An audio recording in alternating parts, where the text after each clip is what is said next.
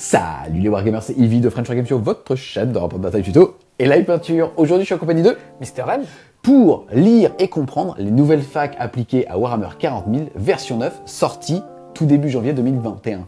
Parce que pour moi, on vient de passer de 2019 à 2020. C'est tout nouveau. C'est année de merde, j'ai vieilli, mais pas mes souvenirs. Allez vous faire en... Avant de rentrer dans le détail de ces facs et de comprendre un petit peu ce qui a changé, faisons le bilan, on va dire, des doléances qu'on a sur cette nouvelle version, ou en tout cas, sur, au moment où on parle, la température un petit peu du jeu et là où va justement sortir les frustrations au sein des différentes communautés. On va retrouver un niveau inégal d'échelle de puissance des différents codex sur l'attrition, sous-entendu sur le fait de pouvoir asmater un point et de le sanctionner de ce côté-là. On va aussi, toujours dans le principe d'équilibrage, avoir des codex qui ont une nouvelle méthode pour gagner, à savoir des objectifs secondaires propres à leur faction. Et en dernier point, c'est aussi le déséquilibre à commencer la partie, puisque non seulement tu vas avoir un avantage en attrition, tu vas tirer le premier, et en plus de ça, tu vas marquer au début de ton tour 5, empêchant donc ton adversaire de le faire à son tour 5. Toi, globalement, je pense que tu matches plus ou moins avec ces doléances-là. En quoi les facs ont répondu justement à cette attente? Alors, elles ne vont pas répondre à tout ce que tu viens de dire. La première partie qui est sur l'attrition pure et sur le fait qu'aujourd'hui, il y ait des codex qui soient surviolents ou en tout cas qui ont une capacité de violence supérieure à d'autres. C'est plutôt les joueurs aujourd'hui qui répondent à ce problème-là, soit parce qu'effectivement ils jouent avec beaucoup de décors pour avoir beaucoup de lignes de vue cassées et pour pouvoir limiter au maximum ce côté attrition pure et simple, soit ou sinon tout simplement ils se mettent d'accord sur des listes et ils l'atténuent un peu pour que la partie soit intéressante. Donc, soit ils ne jouent plus. Et ça règle le problème.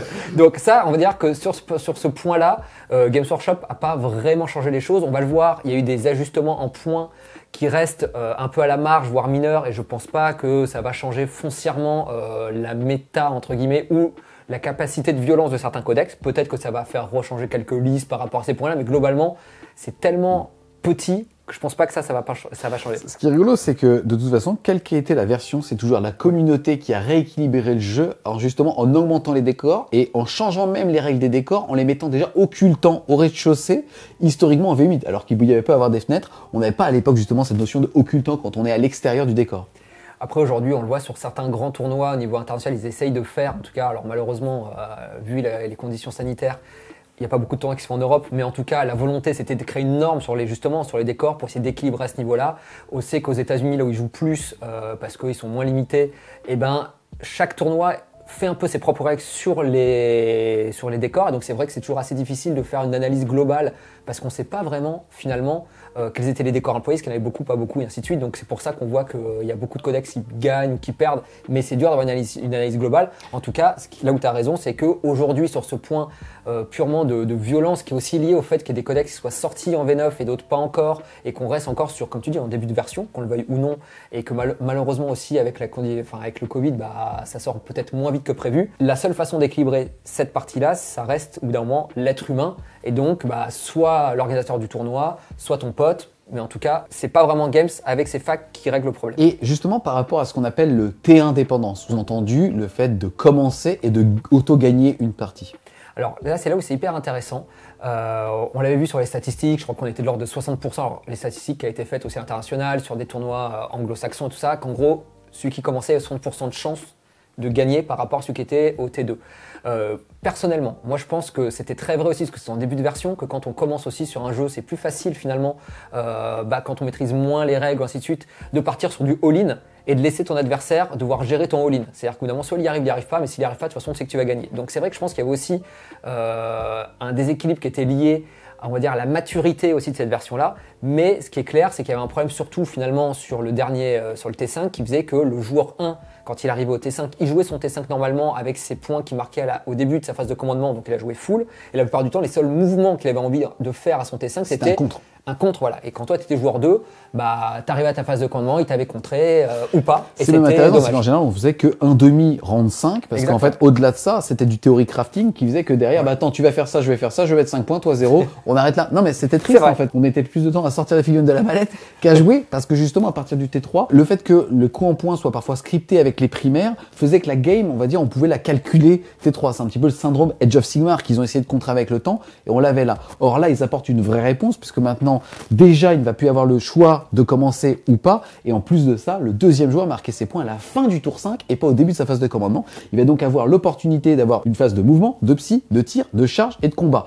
Donc clairement, on va se poser des vraies questions, puisque mis en adéquation avec ce qu'on vient de dire aussi sur le fait que les tables vont être plus chargées, il va y avoir un vrai débat, et ça va peut-être permettre de ressortir certaines armées, on pense aux Eldar, qui du temps de la V7, pour les plus jeunes d'entre nous, en fait, étaient des joueurs qui hold-upaient complètement une game, puisque il y avait un système de points qui s'appelait l'Eternal War, qui vous permettait de marquer des points en fin de game. Et l'Eldar, il restait caché, et à la fin du jeu, hop, il allait sur tous les objectifs. C'est pour ça que les Eldar n'étaient pas appréciés, mais à côté de ça, c'est bien de se dire que peut-être qu'on va avoir la surprise de revoir certains codex qui, avec la V9, est un petit peu boudés. En tout cas, on va le voir, tu as déjà un peu dévoilé, des systèmes de rééquilibrage.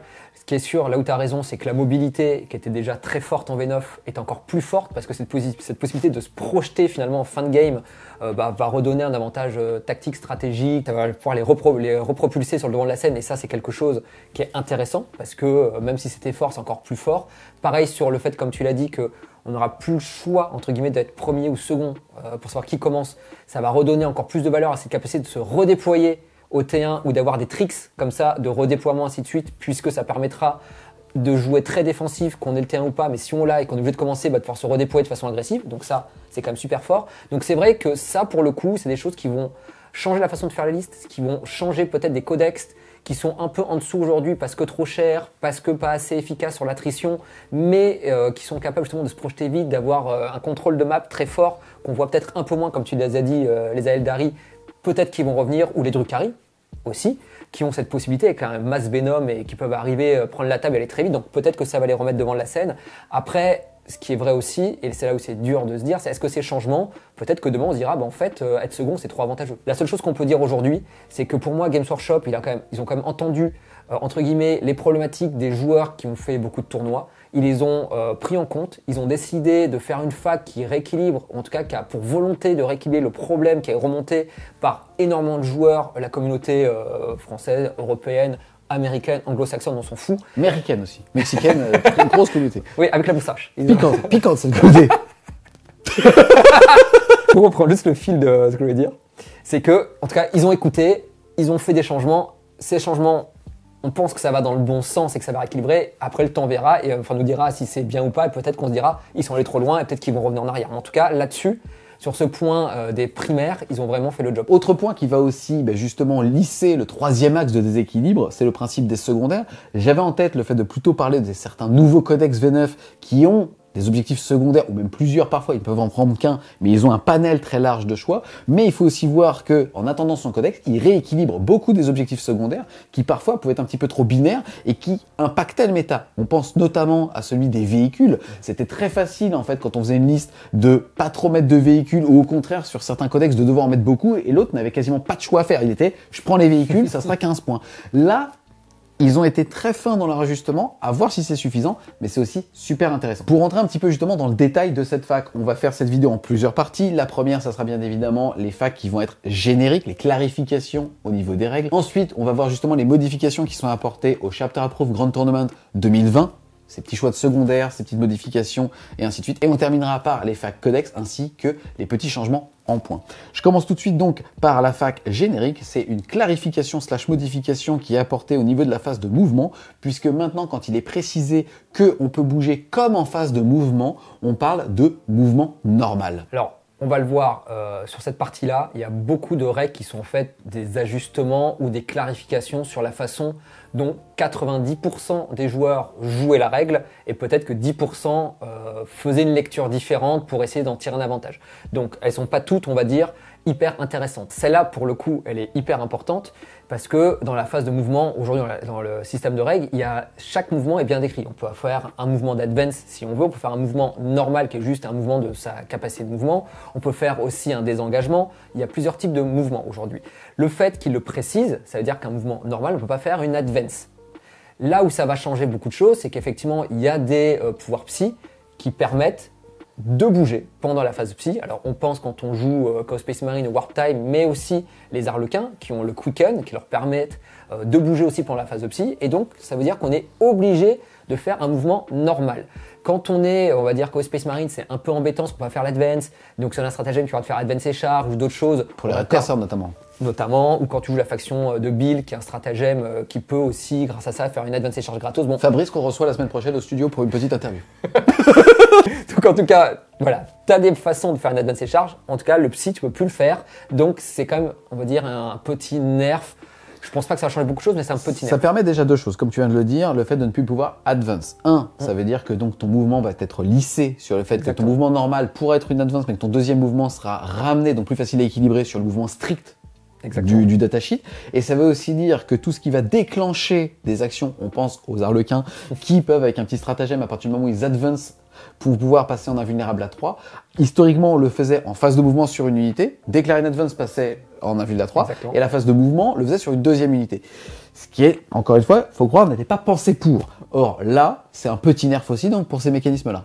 Moi, clairement, je pense que ce truc-là, entre guillemets, ce nerf, ça cible l'arlequin. Parce que, à part ce codex-là, qui a vraiment un tricks qui lui permet d'avoir 2 unités à 3 plus invulnérables et tout ça, comme je le dis, le Chaos Space Marine, c'est un peu embêtant, mais dans le fond, enfin, même si je jette pas mon D6, je vais pas changer grandement la game, même si ça peut t'aider parfois, mais c'est pas vraiment ce qui va changer. En revanche, c'est clair que des codex, l'arlequin, d'avoir plus qu'une unité à 3 plus invulnérable et pas 2, ça va changer beaucoup de choses. Donc je pense que globalement, cette règle, c'est quand même un petit nerf, sans trop le dire, des arlequins.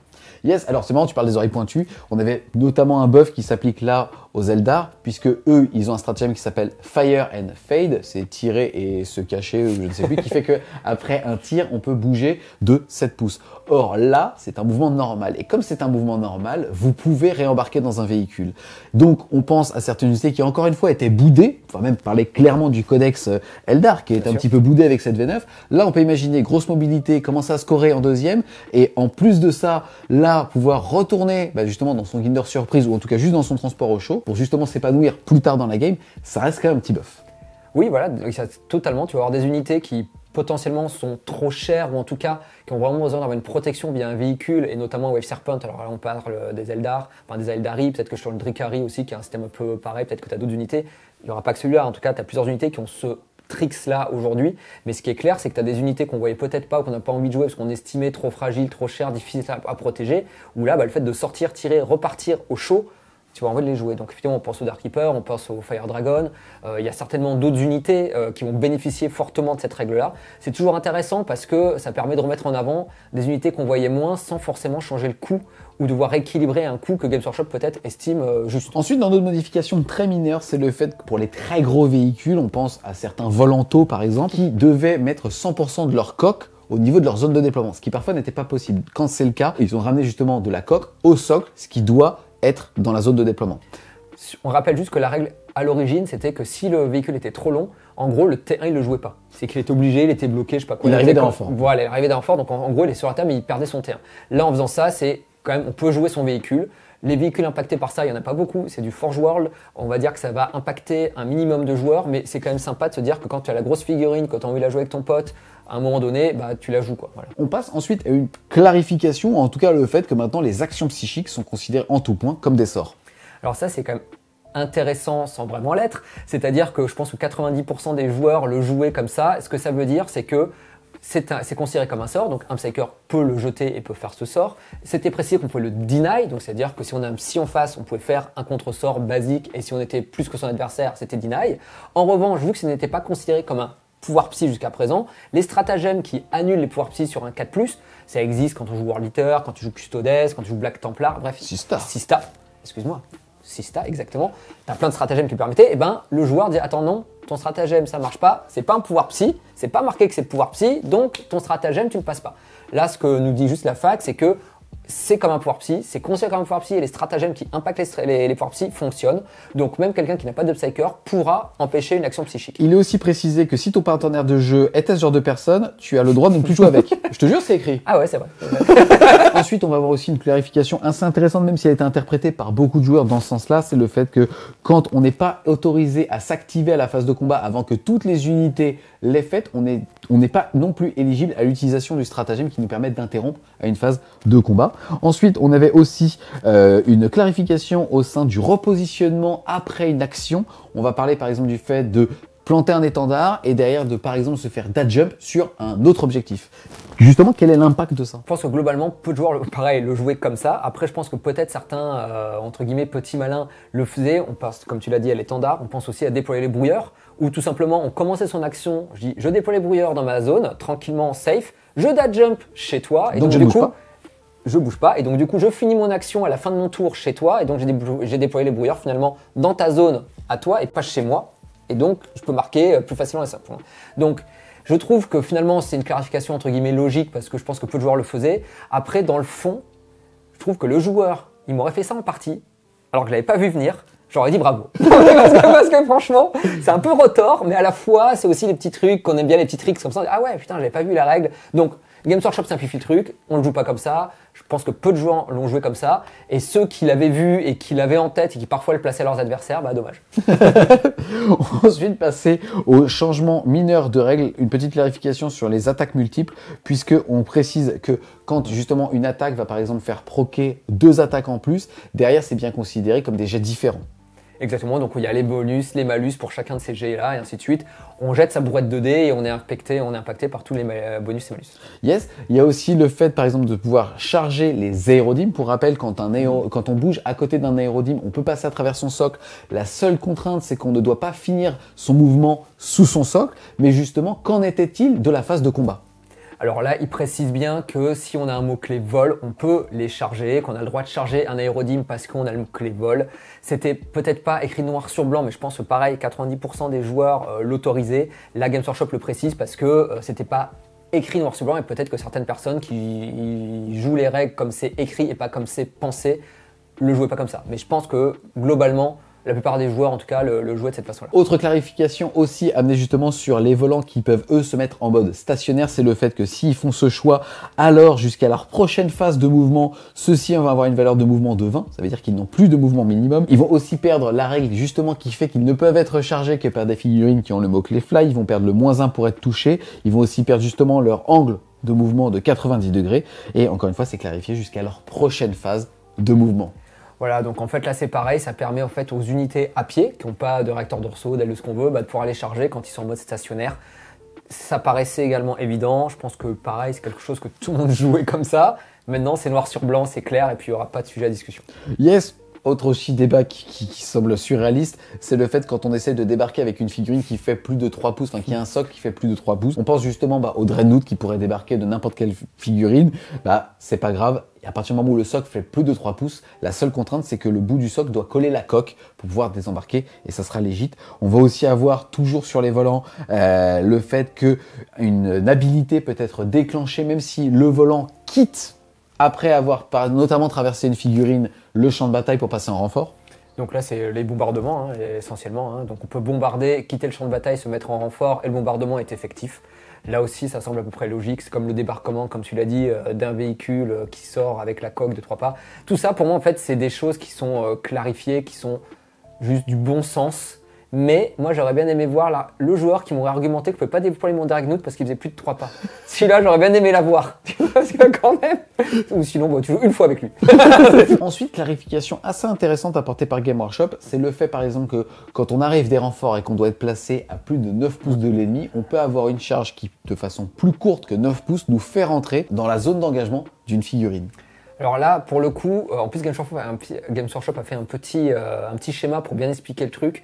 C'est intéressant, même si je pense que beaucoup de gens qui jouent au jeu depuis longtemps l'avaient parfaitement en tête parce que c'était des tricks de jeu entre guillemets qu'on a tous connus avec des faibles qui arrivaient soit à l'étage, soit en dessous pour avoir des charges plus petites et ainsi de suite. Bref, ce système-là, on va dire, de réflexion, j'arrive à plus de 9 pas mais j'ai des charges plus petites, c'est des choses qu'on connaît quand on a beaucoup joué. Je pense que des nouveaux joueurs sont le voient moins ou en tout cas pour eux c'était moins évident. Là en tout cas c'est clair, Games Workshop nous montre avec un petit schéma qu'on peut être à plus de 9 pas d'une unité qui a un étage et pour autant avoir une charge et rentrer dans la zone d'engagement avec une charge seulement de 5 pas en fonction de la hauteur de l'étage.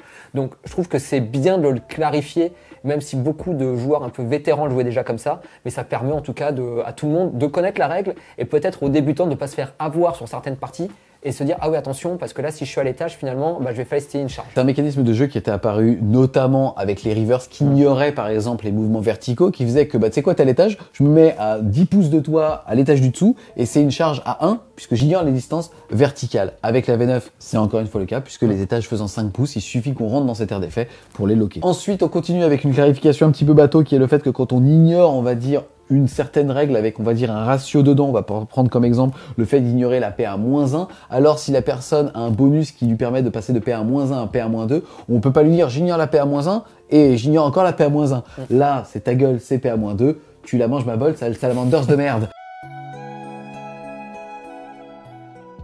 On continue ensuite avec tous les effets de buff avant la partie sur une unité qu'on va décider de diviser en deux. Alors là, en fait, la spécificité, c'est que si on doit diviser une unité pendant la partie et qu'on a un buff en amont, en fait, les deux unités vont en bénéficier. C'est un peu compliqué. Ce que ça veut dire, c'est qu'il y a certains stratagèmes. On pense au stratagème Space Wolf, mais pas que. Hein. L'attaque de flanc, ouais. Exactement, l'attaque de flanc. Tu as aussi sur les White Scars 2 unités, en tout cas, qui permettent d'arriver en attaque de flanc. Et ben pour un PC, même si on a une unité, on va dire, de 10 figurines, tu peux payer qu'un seul PC. Les deux, quand elles arrivent sur le bord de table à ce moment-là, elles vont pouvoir se splitter et avoir deux unités qui sont arrivées finalement sur le bord de table pour un seul PC et pas plusieurs. Yes, on va ensuite avoir tout un tas de clarifications sur des figurines embarquées dans des transports, sur le fait qu'elles sont en tout point non éligibles à quasiment rien à partir du moment où elles sont dans un transport. Elles ne sont donc pas éligibles à certains sorts, à certains stratagèmes. Elles peuvent par exemple tirer si le véhicule est découvert, open top, mais à côté de ça, elles ne pourront pas être buffées outre mesure. Elles n'ont pas aussi les auras, comme tu l'as dit. Donc c'est pareil, c'est des choses qui globalement étaient assez claires, puisque on va dire que la règle, quand une figurine est embarquée, elle est considérée comme n'étant plus sur la table de jeu. Après, effectivement, tu avais les open top où on ne savait pas trop forcément qu'est-ce qui marchait, est-ce qu'un sort a des auras et ainsi de suite. Là, on clarifie tout, comme ça c'est simple, et pareil pour les joueurs, il n'y a plus de débat possible. Yes. Autre clarification où le mec aurait mangé l'iPad, c'est le fait par exemple que quand un véhicule est considéré toujours comme étant immobile, on n'a pas le droit de désembarquer après son mouvement. Ça, c'est toujours intéressant. C'est bon, ça semble logique, mais peut-être qu'effectivement, un véhicule ultramarine en doctrine tactique qui considère que tu n'as pas bougé. Il faut que je te laisse, il faut que je change ma liste pour demain.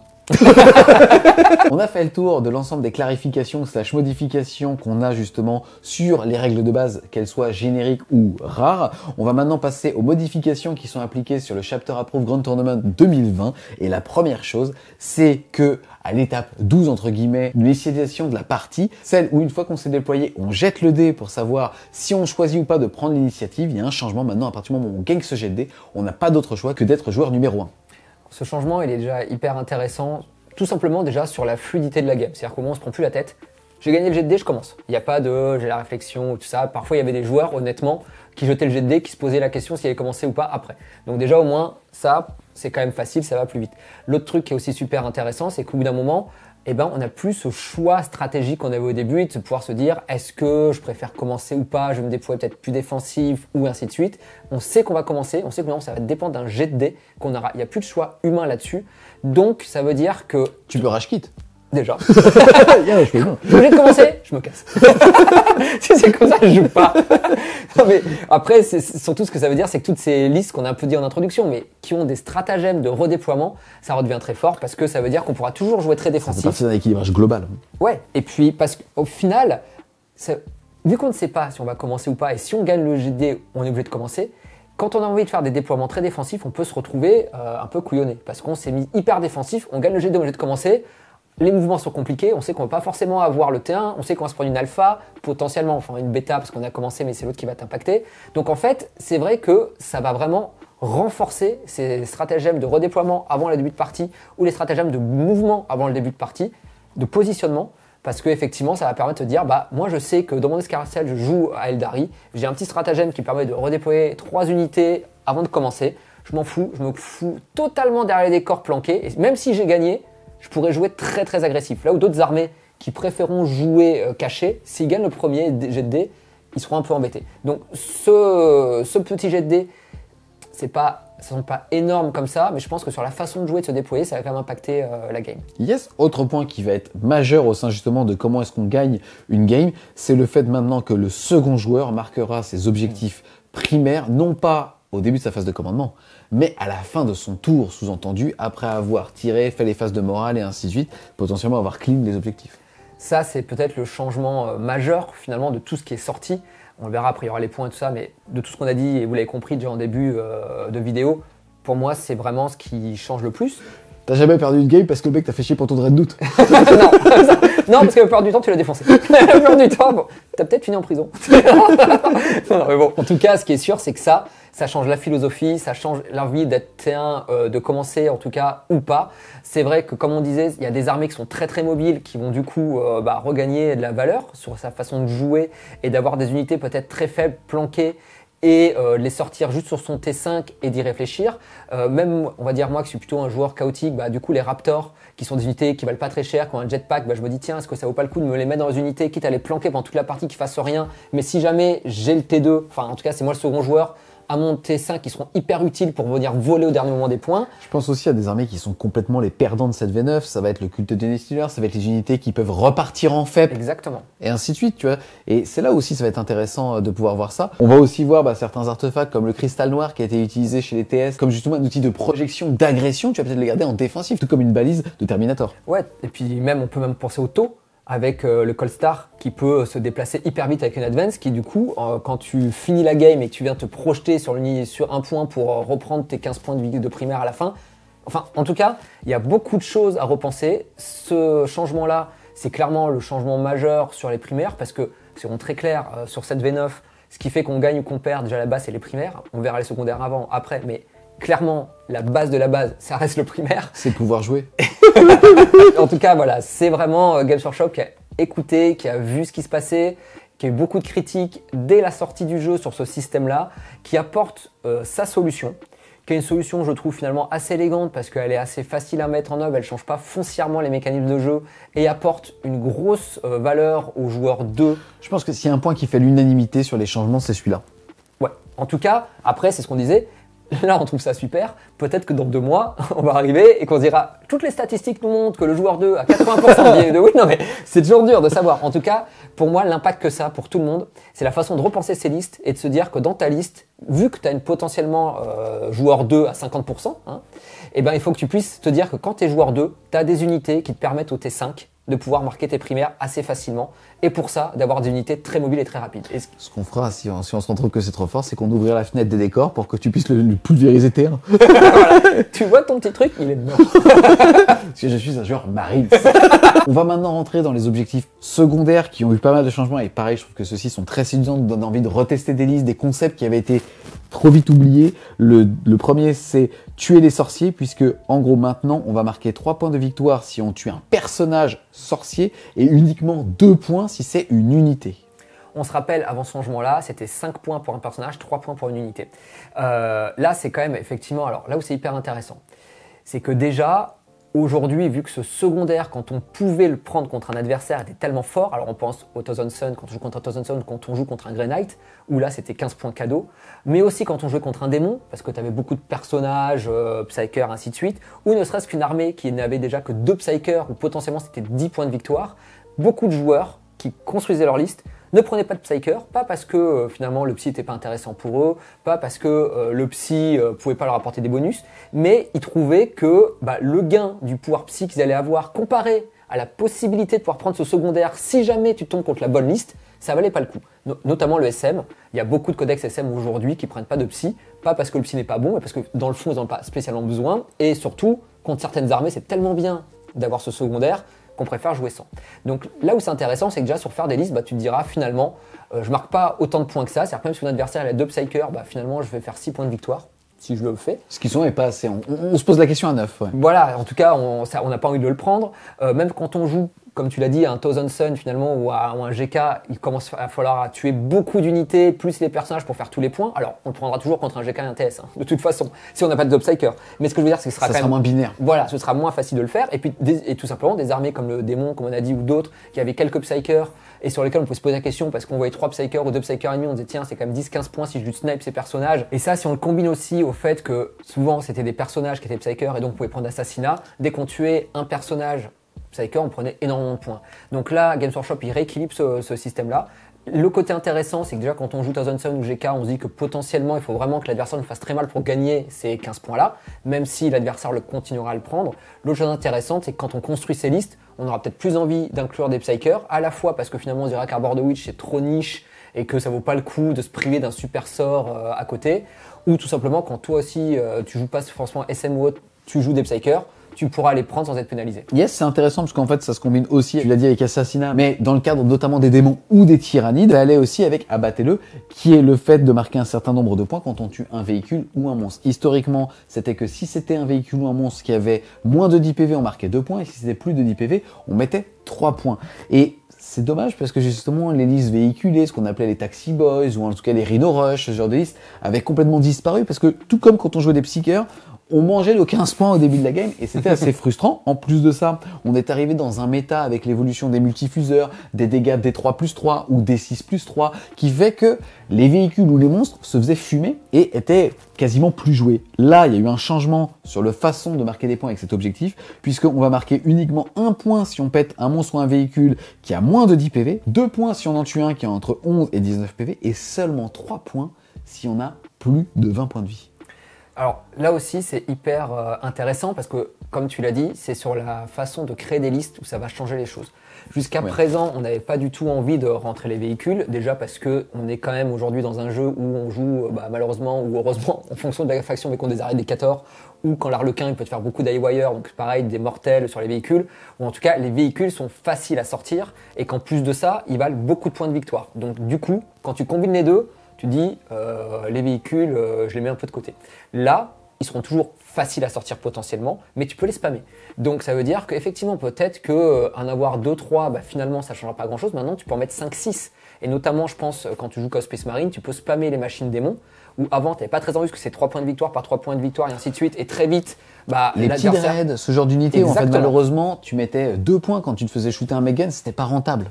Ou tout simplement aussi, quand tu joues, par exemple, j'en sais rien, Eldar, et que tu jouais plusieurs marcheurs, tu en avais 3, c'était 2 points par petit marcheur que tu pétais par véhicule, donc tu prenais 6 points parce qu'il t'avait pété 3 marcheurs. Donc du coup, tu n'avais pas envie de les sortir. Donc c'est vrai que tout ça réuni fait qu'en tout cas, les entrées véhicules, on va les regarder avec un autre regard. Je pense que tu as des armées véhiculées qui vont avoir envie de revenir et qui peuvent peut-être jouer sur le spam, ou en tout cas, qui en avaient besoin, parce qu'on pense aussi au Drukhari, qui jouait beaucoup de Venom sur certaines armées. Le Venom, c'est quand même un véhicule qui saute assez facilement. Quand tu prenais 3-4 Venom de grotesque, c'était nickel. C'était fini. Donc là, c'est vrai que c'est vraiment bien qu'ils le fassent. Ça va donner envie de rejouer des véhicules. Je pense qu'il y a beaucoup d'armées qu'on va repenser, sur lesquelles on va se dire est-ce que ça vaut le coup ou pas. On verra comment ça va évoluer, mais en tout cas, ce changement de secondaire est vraiment très bien. Yes. Un autre changement de secondaire aussi très intéressant, c'est combattantes en double pouvant. Pour rappel, vous deviez sélectionner les 3 figurines les plus chères de votre armée, et si à la fin de la partie elles étaient vivantes, elles vous octroyaient 5 points par figurine encore vivante. Donc 3 figurines, 15 points. Là, ça a complètement changé, puisque maintenant vous devez choisir les unités les plus chères. Figurine versus unité, c'est énorme le changement. Là aussi, c'est hyper intéressant parce qu'il y aura toujours des figurines unitaires qui sont très chères et qui rentreront là-dedans. Donc, on les prendra ou pas, et en tout cas, elles pourront entrer dans le Breaking Down. Mais le changement pour moi majeur, ça va être sur les grosses unités très résistantes qu'on va pouvoir mettre ou dont on va réfléchir à se dire est-ce que je la rentre dans mon unité et est-ce que du coup, je vais jouer autour de ça. On pense, excuse-moi, mais au MSU Space Marine, tu jouais 5 intercesseurs.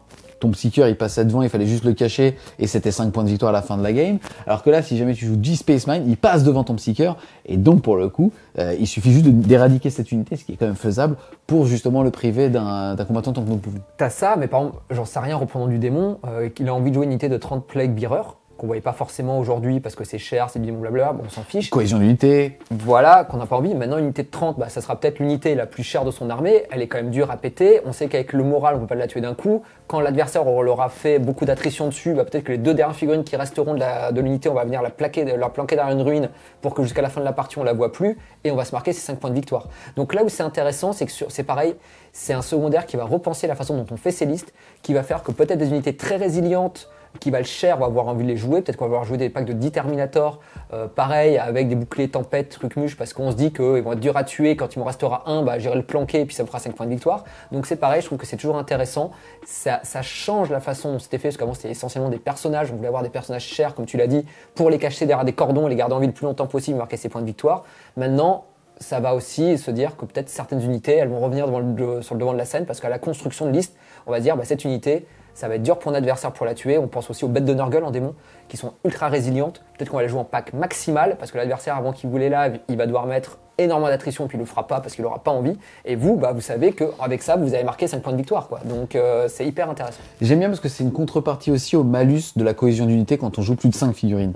Donc ça, c'est intéressant. On a fait le tour des points. Il nous reste à voir uniquement, on va dire, les modifications ou clarifications amenées au codex ainsi que leur changement de coup en point.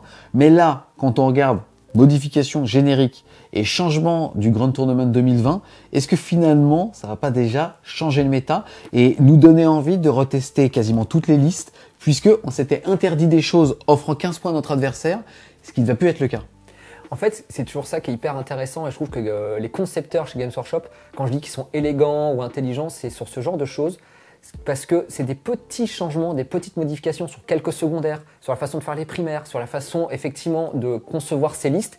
Et quand on les voit de façon unitaire, on se dit ça change pas grand chose. Comme quand cette V9 est arrivée au début, on s'est dit finalement c'est une 8.5 parce que c'est des petits changements. Et puis en jouant, on se dit ah non en fait c'est pas une 8.5, le jeu n'a plus rien à voir. Et ces petits changements accumulés les uns aux autres font que le jeu est plus diversifié, plus intéressant, rien à voir, ainsi de suite. Et moi, je pense que cette fac, ça va être un peu la même chose. Cette façon de marquer les primaires, en tout cas sur le dernier tour, ça change déjà des petites choses. Les secondaires, ça change des petites choses. Et je pense que bout à bout, clairement, c'est ce qui va faire le plus d'impact sur la méta, les listes et comment on va jouer dans les mois qui viennent. C'est évident qu'il va y avoir un changement de visage au niveau des listes. Et ça, je suis très confiant et je trouve ça vraiment cool. La seule chose qui m'embête, c'est que c'est globalement un nerf au niveau de la polarité des objectifs secondaires. Et est-ce que ça va pas avantager les codex qui en ont déjà des très forts, puisque ils avaient déjà pas beaucoup de choix à faire. Par contre, toi, jouant contre et n'ayant pas les nouveaux objectifs, les peu de choix faciles sur les véhicules, sur l'attrition ou sur ce genre de choses, eh ben, on te les enlève un petit peu. Et ça veut dire que eux en ont un au moins sur 3 de vraiment facile. T'as raison. Aujourd'hui, l'un des problèmes d'équilibrage qu'il y a pour moi, c'est, on parlait de létalité en début de vidéo. La létalité est un problème entre guillemets, mais en soi, pour moi, c'est pas ce qui déséquilibre le plus le jeu. C'est, comme tu viens de le dire, cette capacité de certaines armées d'avoir des secondaires qui leur sont propres, qui peuvent jouer tout le temps, et alors que d'autres armées n'y ont pas accès. Et donc c'est très vrai sur le Space Marine et sur les nouveaux codex. C'est vrai que c'est ça qui, pour moi, déséquilibre le plus, parce que, comme tu l'as dit, la plupart du temps, quand tu crées une liste, tu réfléchis aux secondaires que l'adversaire va prendre, et donc tu essaies de limiter au maximum. Mais tu as des joueurs en fait qui s'en fichent un peu parce qu'ils savent qu'ils ont un secondaire, quelle que soit ta liste, ils vont le prendre et qu'ils vont marquer les 15 points alors que toi non. Donc tu as raison, dans l'absolu, peut-être que ça va limiter un peu les choses. Après, ce qui est quand même vrai, c'est que les codex qui sont très devant aujourd'hui n'ont pas besoin de ça pour pouvoir prendre des secondaires très forts et marquer leurs 15 points. Ceux qui étaient plus pénalisés là-dessus, pour moi, c'était les petits codex qui, justement, n'avaient pas d'autre choix que de partir. De polariser une liste pour être compétitive. Voilà, exactement. Ou de tout simplement ne pas pouvoir avoir accès à ces véhicules parce qu'ils disaient, moi, je veux partir en véhicule parce que c'est trop dangereux. Si on repart un peu sur la ligue, moi, j'ai jamais voulu jouer trop de machines démons, même si je trouve ça pas trop mal parce que je me disais, je vais donner 15 points trop facilement. Avec ça, ça me permet de te dire, peut-être que j'ai envie d'y aller et peut-être que du coup, je serai plus compétitif sur certaines choses. Donc, on va voir. T'as raison dans le fond. Maintenant, je suis pas sûr que ça améliore, on va dire, la force des meilleurs codex aujourd'hui. On passe maintenant aux changements appliqués sur les différentes factions, que ce soit au niveau de la fac ou au niveau du commentaire des designers. On va parler des Space Marines. Alors, la première chose qui est faite sur les Space Marines, c'est finalement une clarification qui semblait un peu évidente, le fait qu'on ne puisse pas, avec un apothicaire, relever un ATV. Donc, les fameuses buggy qu'on a vues, ça semblait un peu logique puisque l'ATV, il peut exploser, donc c'était plutôt un véhicule plutôt que de l'infanterie. Maintenant, il y a le mot-clé moto, donc beaucoup de joueurs... Déjà, quand on les joue, on était obligé de les jouer comme ça. Et vous avez vu qu'on est bien pieds nus sur ce tapis. C'est vrai, attends, comme je prouve. Ouais. Mais voilà, donc beaucoup de joueurs, du coup, ils disaient « Ouais, ça va être génial, on va relever des figures à 8 points de vie avec le truc, ainsi de suite. » Il y avait Kaishi qui se gloupsait avec ça. Non, il y en avait plein. Mais après, il y a eu le Covid, personne n'a joué. Ça reste du théorie hammer. Beaucoup de joueurs ont dit on va jouer comme ça, mais en vrai, personne ne l'a vraiment joué comme ça. Parce que déjà, il fallait la voir, la buggy. C'était pas facile. Donc, non, mais après, donc là, ils clarifient en disant que voilà, la TV ne marche pas. Alors, c'est un changement de règle, puisqu'ils ont mis entre parenthèses, ça marche aux clés moto, sauf la TV.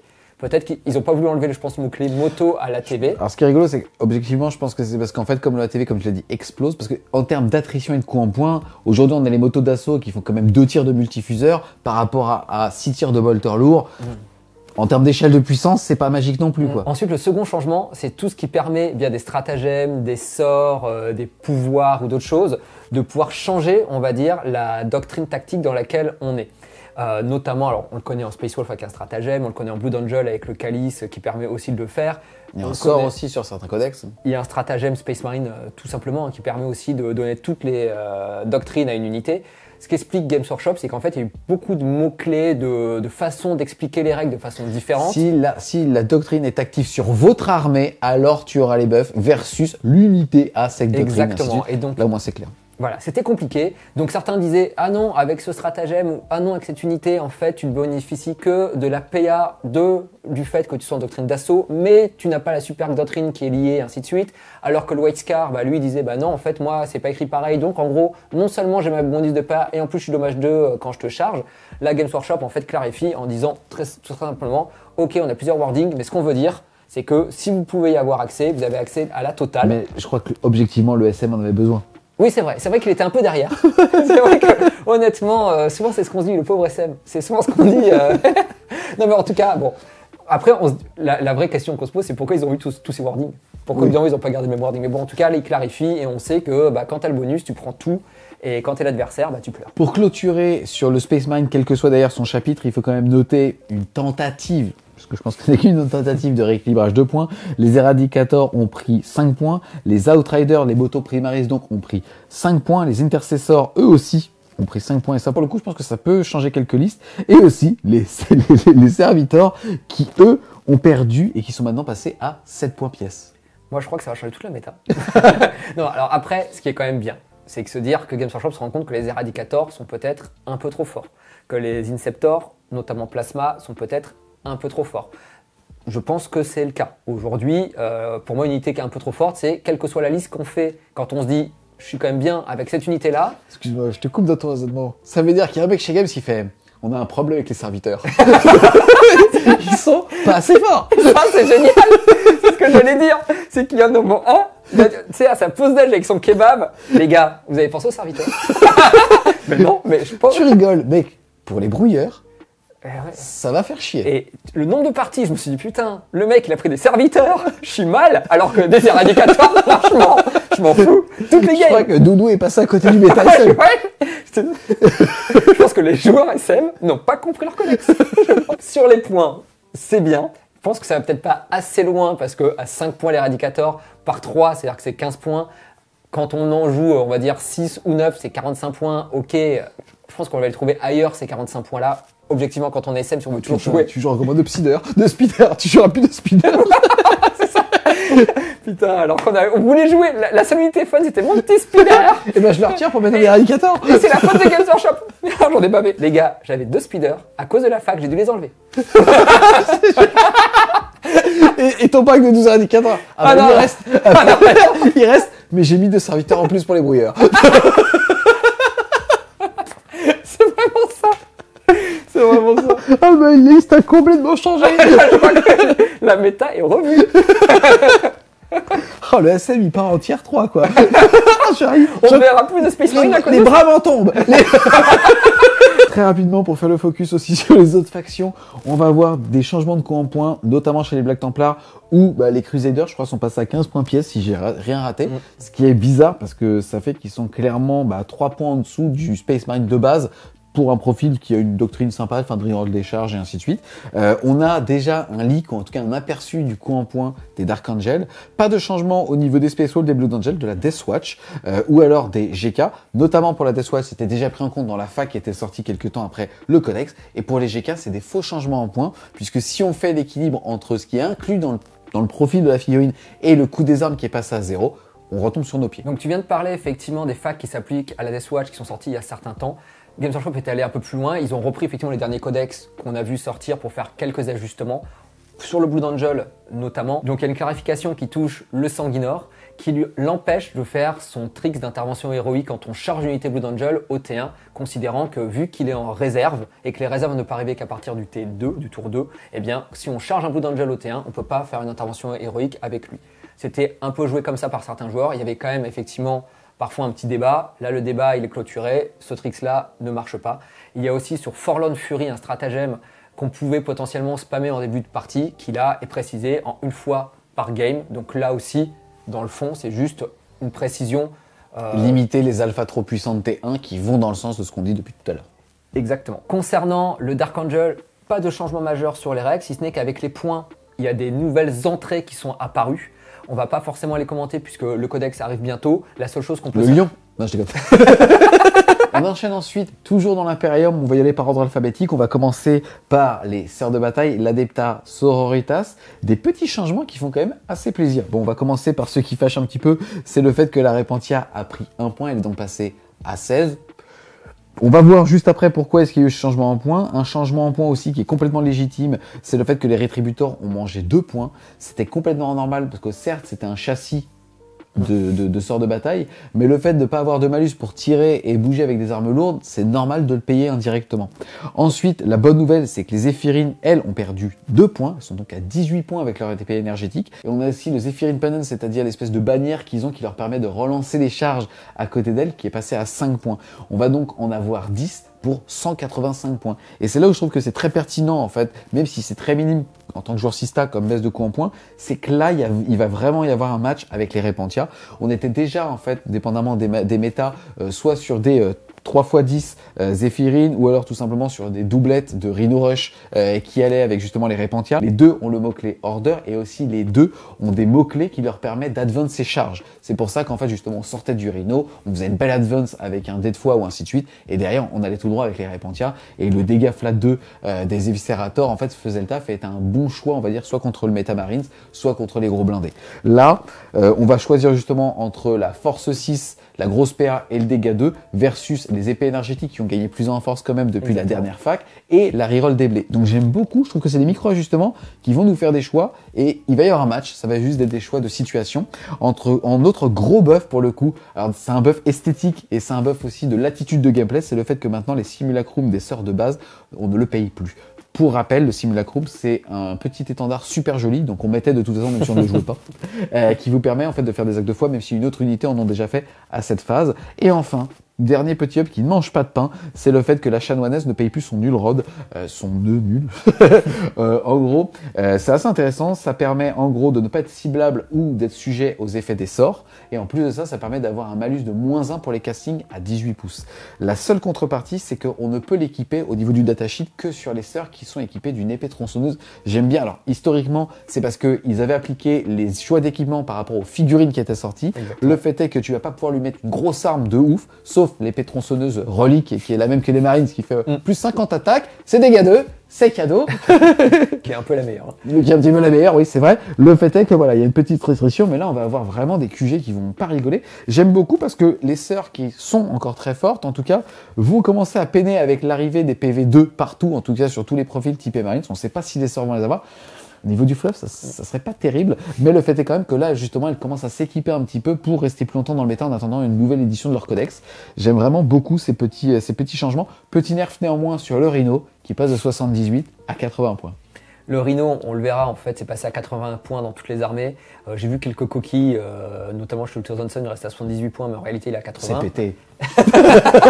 Non, mais voilà, donc c'est tout le temps pareil. Là où c'est intéressant, comme tu l'as dit, bon, bah là, c'est des choix, des arbitrages qui vont être faits. Aujourd'hui, ce qui est bien et ce qui est quand même en plus pour la Zéphion qui, pour moi, la valorise, c'est que ça reste toujours de l'infanterie qui bouge de 12, qui reste toujours quelque chose de très intéressant pour tout ce qui est secondaire. Déployer les brouilleurs, on va pas le refaire, les étendards et ainsi de suite, tout ce qui peut être accessible qu'à l'infanterie. Et quand on bouge à 12, c'est fort. Le fait qu'elle valent moins cher, on peut se dire peut-être par 5 dans certains cas, c'est pas très cher et je me fais mes secondaires, je prends les cartes de table. C'est exactement ça, parce que je suis deuxième joueur, j'arrive à un certain tour, notamment tour 3, à la fin justement que je puisse arriver. Je fais une charge à 8 reroll, puisque j'ai payé en fait maintenant pour 5 points. Et derrière, on peut s'imaginer que si je survis, T5, je bouge de 12, j'advance à 6 et je peux quand même charger. Donc ça m'offre une projection à quasiment 30 pouces pour aller chercher les derniers objectifs primaires, puisque maintenant, je les score à la fin. Exactement. Échec et mat. Voilà, ça fait partie de ces petites unités-là. Ou en tout cas, on peut se dire, là où, comme tu l'as bien résumé, c'est qu'avant, il n'y avait pas trop de réflexion chez l'assistant. On prenait souvent les Repentia parce qu'elle faisait tout, elle faisait le café, entre guillemets. Elle répondait à toutes les problématiques. Là, maintenant, avec un coût quasiment identique, on va voir réfléchir à se dire est-ce que la Zephyr finalement ne prend pas le pas, soit par 5, soit par 10, en fonction si on veut la létalité, si on veut justement la souplesse de jeu sur les secondaires, donc c'est intéressant. On passe ensuite, toujours dans l'ordre alphabétique, aux Adeptus Custodes. Intéressant au niveau de leur positionnement, ils ont été très forts en début de V9. Après, on a appris à jouer avec justement ces objectifs. Ils sont un petit peu redescendus au niveau des tier listes. Et là, c'est quasiment que des buffs, puisque maintenant, ils ne vont plus payer leurs lances puisqu'elles vont être intégrées au profil. On a aussi le Vexilla qui avant on payait par type de Vexilla, à savoir limite braverie, le -1 pour être touché et ainsi de suite. Là, c'est le même coup tout le temps. On va aussi avoir quelques petites augmentations en coût en points, notamment chez le Warden, le Shield Captain en Alarus Terminator. Et enfin, on va avoir les motos qui vont perdre 10 points. Donc effectivement, c'est beaucoup de changements pour le Custodes, beaucoup en fait finalement de up, puisque moins cher, donc plus d'options et plus de figurines sur la table. C'est quand même très bien, comme tu l'as dit, c'était une faction phare, mais comme très souvent en début de version, les factions qui sont très tanky et qui apportent plus de latitude de jeu sur des erreurs sont très souvent meilleures parce qu'on ne connaît pas le jeu, on a du mal à bien se positionner comme la Death Guard. Et donc c'est vrai que ça fait partie de ces armées qu'on a beaucoup vues, qui ont beaucoup, entre guillemets, gagné, qui faisaient peur et qui font un peu moins peur aujourd'hui. C'est très bien pour eux. L'autre chose aussi qui change, c'est ce secondaire qu'on a vu, combattons tant que nous tenons, qui pour le coup pour les custodes est hyper intéressant sur des grosses unités, soit des grosses unités de moto, soit des grosses unités on va dire de Terminator ou d'autres choses. Alors ça s'appelle pas Terminator chez les custodes, mais on a compris. Et donc c'est vrai que là ça devient intéressant à la fois sur le secondaire, à la fois sur les coups. Ça peut être une faction qui avait peut-être un peu plus de mal aujourd'hui par rapport à d'autres, qui va pouvoir remonter dans la méta, c'est intéressant. Tu as parlé des Alarus. Exactement. Les petits points intéressants, c'est qu'on se rappelle aussi que les unités qui bénéficient de certains buffs, même quand elles se split, les gardent. Et que, théoriquement, si on choisit combattant tant que nous pouvons, une unité de 10 Alarus qui vont venger les lions et qui donc pour 3 PC devenir des figurines individuelles, il va falloir péter le dernier. Et là, je compte ça. je forfait. Là, c'est 5 points de victoire pour toi, je pense. Parce que là, voilà. Non, mais j'aime bien parce que effectivement, c'est un peu sale, ce genre de truc, mais dans le fond, c'est l'esprit du jeu. Et donc, c'est vrai que c'est bien. Et tant mieux pour le Custodes qu'il ait aussi cette carte dans sa main. On enchaîne ensuite avec l'Adeptus Mechanicus. Pas beaucoup de changements, c'est surtout des restrictions au niveau des choix d'équipement. J'ai pas trop compris puisque c'est des noms compliqués de dire. J'ai pas trop compris puisque ça faisait partie, on va dire, des dernières unités. Comme ils ont pas eu de nouveau codex, c'était surtout des unités qui étaient le Psychic Awakening. On va noter quand même que tout comme les Space Marines, gros buff avec la diminution en coup en points des serviteurs. Top méta. Non, mais globalement, effectivement, c'est sur des armes de quelques unités où ça change, il n'y a pas grand chose là-dessus. Comme tu le dis, après, ça reste quand même aujourd'hui une faction qui est quand même très forte en V9, qui est très dépendante de la table, parce que plus tu as de bloquants, moins l'unité, moins le codex est fort. Donc c'est pareil, ça dépend de ton méta local et est-ce que tu joues avec plus ou moins de décors. Je pense que c'est pour ça qu'il y a assez peu de changements, parce que finalement, aujourd'hui, l'armée en elle-même est quand même une armée relativement forte, elle n'a pas forcément besoin d'avoir beaucoup de changements. Limite, c'est plutôt par les changements des secondaires, on va penser aux véhicules qui vont être certainement buff, puisque les robots qui avant donnaient 2 points n'en donneront qu'un, les transports, pareil, réduction de 1 et ainsi de suite. C'est peut-être plutôt pour ça, en gros, qu'il n'y a pas quasiment de changement par rapport à cette armée-là. On continue avec l'Astra Militarum, des changements qui font assez plaisir, puisque déjà c'était quand même les rois des châssis théoriquement, et l'objectif secondaire va leur faire du bien. On va aussi avoir une augmentation des coûts en points pour les infanterie squad passant de 50 à 55, on va avoir les tank commanders qui eux aussi vont prendre 5 points, l'astropathe qui aussi va prendre 10 points, et pour à côté, tout va être une diminution en points allant de 8 à 10 points. On va penser par exemple au Hellhound, on va penser au Pool Green, on va penser à tous les Lehman russes, et mis bout à bout, ça fait quand même plaisir parce que c'est une armée ultra iconique et étonnamment on l'avait pas énormément en V9 alors qu'elle a quand même tout pour séduire. On l'avait pas parce que, comme tu l'as dit, déjà le secondaire qui pénalisait énormément les véhicules faisait quand on jouait Astra et qu'on avait envie de jouer des véhicules, très vite on donnait les 15 points gratuits à son adversaire. Enfin, gratuit, c'est jamais vraiment gratuit, mais en tout cas plus facilement. Là, le fait que les secondaires changent, on va pouvoir toujours spammer ces véhicules, il sera plus dur de monter à 15 points. En plus, ils baissent, donc du coup, on en aura plus. Donc, est-ce que ça va suffire pour que l'Astra revienne et qu'on voit des grosses armées véhiculées? C'est difficile à dire, mais en tout cas, l'armée va tendre dans ce sens-là, avec l'infanterie qui augmente, donc on en jouera moins des paquets.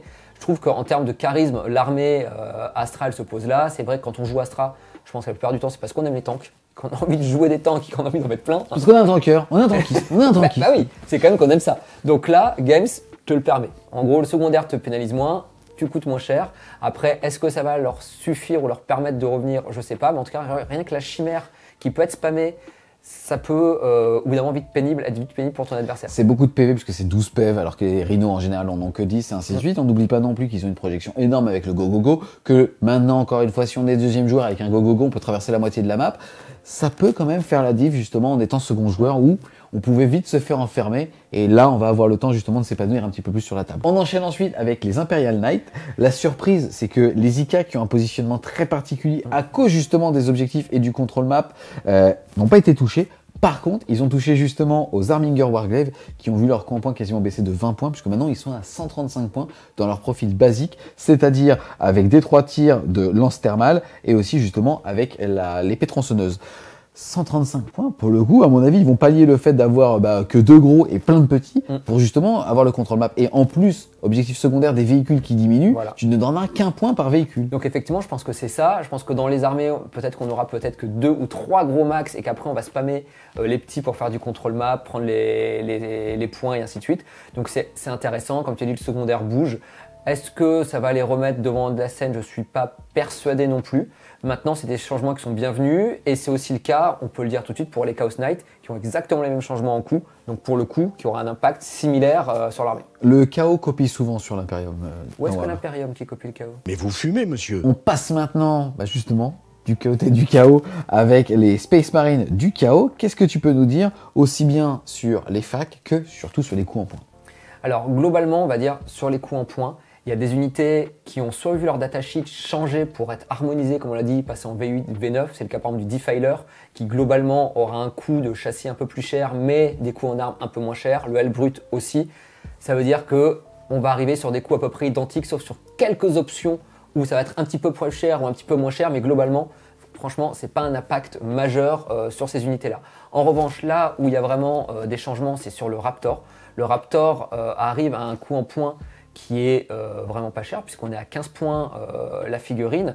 Ça reste toujours du 1 PV, mais ça reste, je bouge de 12.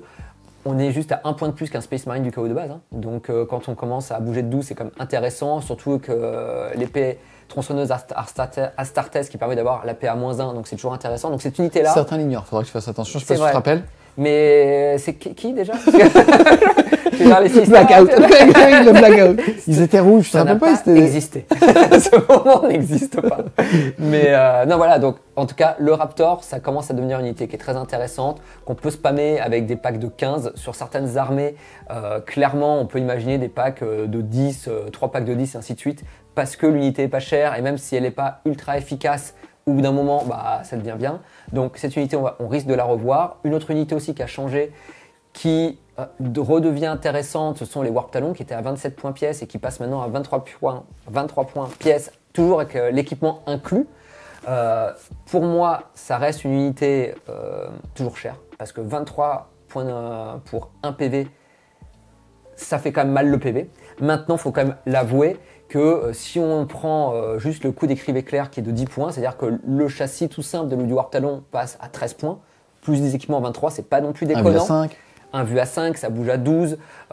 Ça reste une unité en tout cas à impact fort qu'on peut avoir envie de rejouer ou en tout cas de retester et donc indirectement de rejouer certaines factions du chaos comme on va dire les Night Lords qui sont spécifiés, qui sont vraiment très bons pour pouvoir délivrer ce type d'unité à jetpack qui vient des réserves.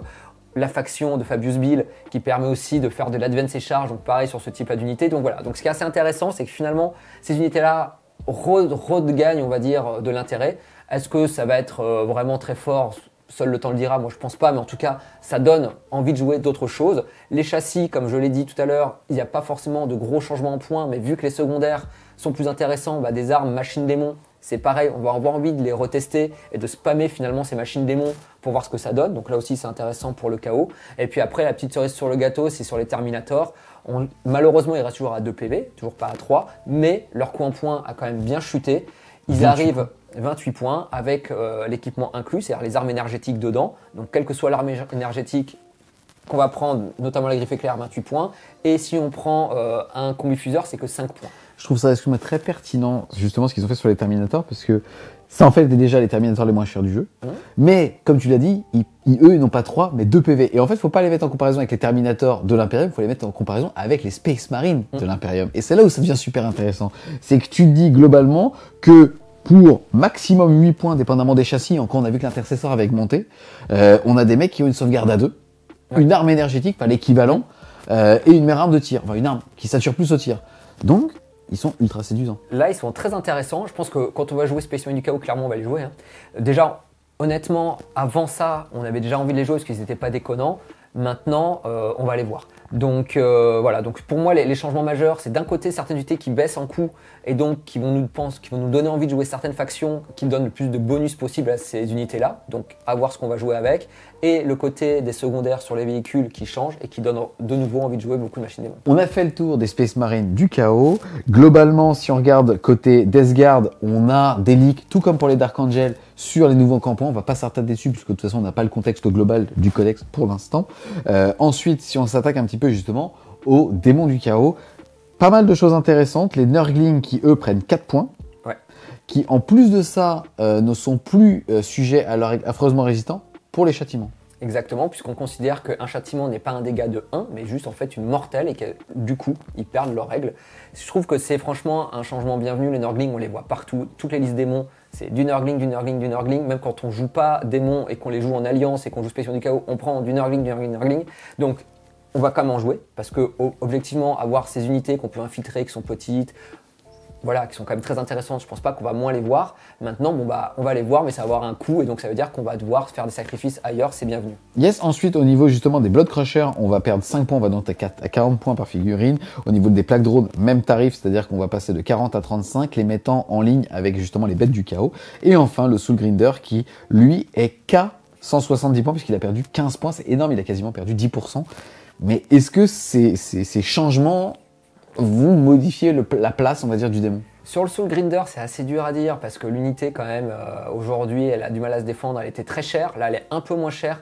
Est-ce que pour autant, on va avoir envie de les jouer comparé au bout d'un moment à des démons majeurs? Parce que aujourd'hui, la méta du démon du chaos tourne beaucoup autour de ces démons majeurs qui sont très forts, notamment en Zinch. Exactement. Et puis, t'as les démons majeurs en Zinch, en Slanesh qui sont très bons. Donc, est-ce que ça va changer? Je ne pense pas. La question, pareil, des Blood Crushers qui, franchement, sont peu chers aujourd'hui pour l'impact qu'ils ont. Est-ce qu'on aura envie d'en jouer plus? C'est assez difficile à dire, puisque aujourd'hui, clairement, les points qu'on a envie d'investir, comme je viens de le dire, c'est plutôt sur les démons majeurs. Donc là, il faut vraiment faire de la liste et regarder ce qui rentre pas. Moi, à vue de nez, je trouve pas que ce soit des changements hyper majeurs sur la faction, et je suis pas sûr que les listes changent beaucoup et qu'on ait moins envie de jouer des démons majeurs et plus de rentrer des Blood Crushers.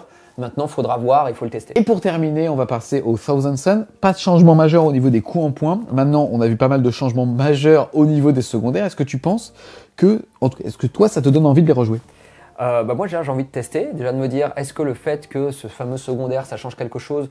Quand je vais jouer contre des armées qui n'ont pas de Psyker qui vont le prendre, est-ce que finalement je me sentirai moins désavantagé ou pas? Donc ça, c'est à voir. Après, effectivement, sur les coups, on aurait peut-être aimé qu'il y ait un peu plus de baisse. Alors, je pense à Magnus, mais pas que. Hein, et certaines unités, en tout cas, qui auraient pu avoir des petits buffs aussi au Tsangor, qui sont à 9 points, qui sont un peu durs à sortir à l'heure actuelle, qui auraient pu peut-être passer à 8. Bon, c'est pas le cas. De toute façon, on peut toujours refaire l'histoire. Aujourd'hui...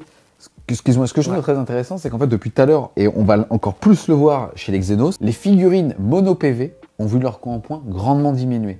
Tu en as parlé tout à l'heure avec les Raptors, avec les Spaceman du chaos d'assaut, enfin ce genre de choses. Ça va être la même chose pour tout ce qui va être Eldar et ainsi de suite.